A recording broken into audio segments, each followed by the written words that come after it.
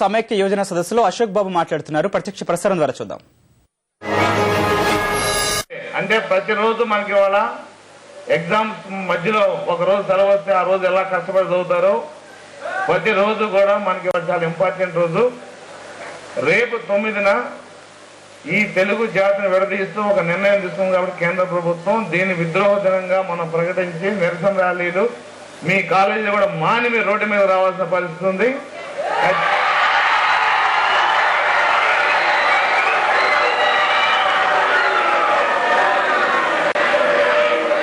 అయితే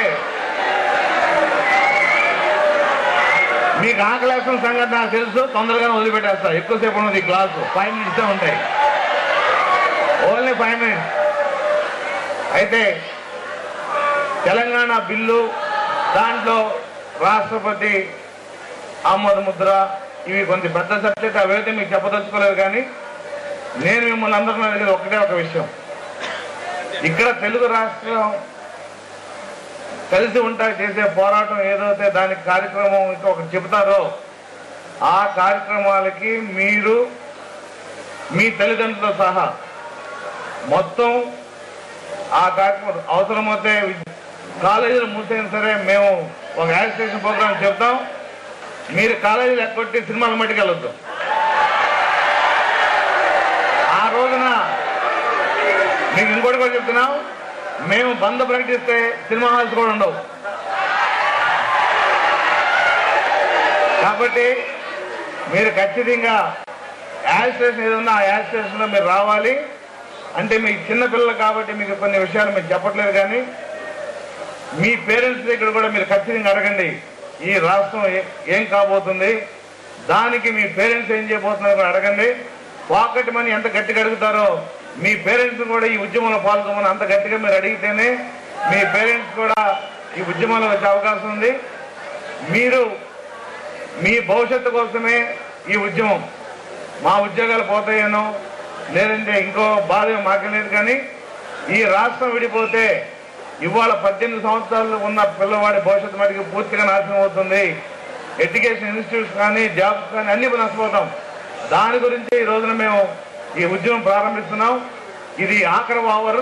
మీరు చాలా గుర్తుపెట్టుకోవాల్సింది, this is the last over, every ball count. కాబట్టి రేపు 9 నుంచి వచ్చే ప్రతి ఉద్యమంలో మీరందరూ కూడా ఒక్కొక్క వ్యక్తి అంటే ఒక్కొక్క స్టూడెంట్ ఒక శక్తిలా మారాలని, ఒక్కొక్క స్టూడెంట్ ఒక బుల్లెట్ అవుతాడని చెప్పి నేను ఆశిస్తూ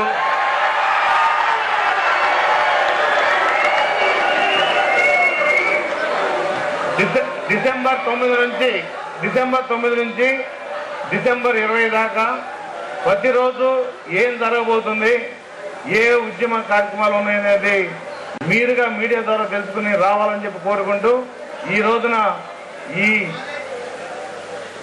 సమావేశం ఏర్పరిచిన ట్రస్ట్ వారికి, హాజరైన స్టూడెంట్ లీడర్స్కి, అలాగే త్వరలో పెళ్లి కాబోతున్న అవినాష్కి,